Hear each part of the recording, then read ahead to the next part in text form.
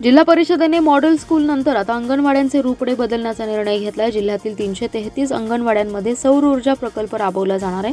त्यामुळे या अंगणवाड्या उजळून निघणार असल्याच्या आशा पल्लवित झाल्या आहेत। त्यासाठी जिल्हा नियोजन समितीमधून 5 कोटींचा निधी उपलब्ध झालाय। अंगणवाडीतील आधुनिकीकरणासाठी जिल्हा नियोजन समितीमधून या प्रकल्पासाठी निधी उपलब्ध झाला असून सध्या निविदा प्रक्रिया सुरू आहे। जिल्ह्यात 2782 अंगणवाड्या असून त्यापैकी सुमारे 500 अंगणवाड्यात सध्या वीज पुरवठ्याची सोय आहे।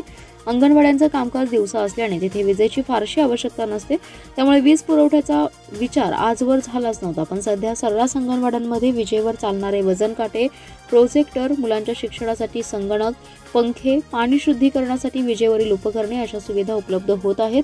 त्यांना विजेची गरज आहे।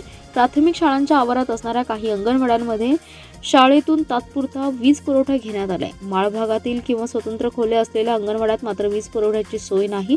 हे लक्षात घेऊन जिल्हा परिषदेने सौर ऊर्जा प्रकल्पाचा प्रस्ताव नियोजन समितीकडे पाठवला। त्याला मंजुरी मिळाली असून 5 कोटी रुपयांचा निधी मिळालाय। त्यातून प्रत्येक अंगणवाडीमध्ये 1 किलोवॅट क्षमतेचा सौर ऊर्जा प्रकल्प बसवण्यात येणार आहे।